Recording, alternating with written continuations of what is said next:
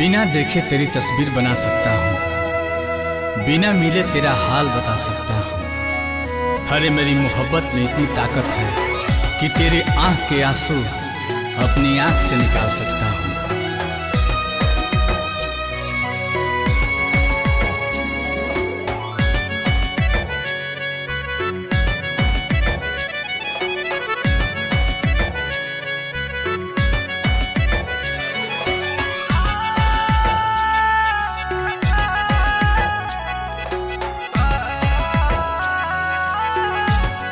बिछड़ के को पल तोहसे जियल नइखे गवारा हो। कह कैसे उमर भरला सनम करब गुजारा हो। रोता दिल बेचारा हो, होई प्यार न दोबारा हो, होई प्यार न दोबारा हो, होई प्यार न दोबारा हो, होई प्यार न दोबारा हो।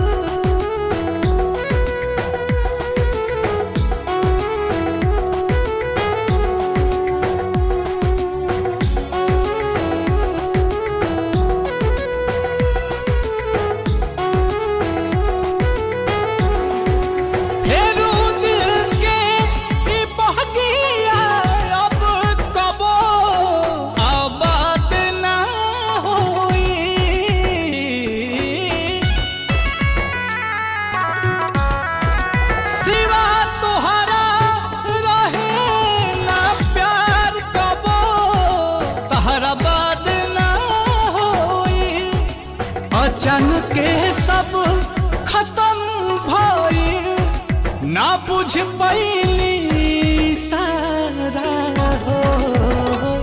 होई प्यार न दोबारा हो, होई प्यार न दोबारा हो, होई प्यार न दोबारा हो, होई प्यार न दोबारा हो।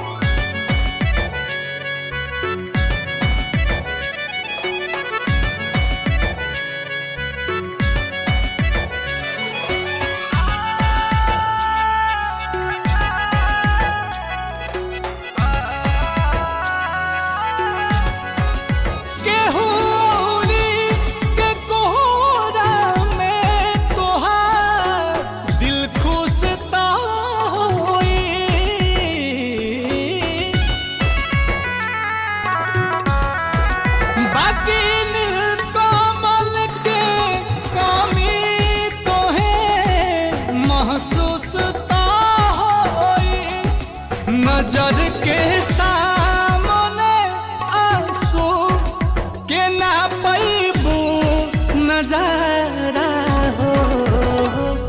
होई प्यार न दोबारा हो, होई प्यार न दोबारा हो,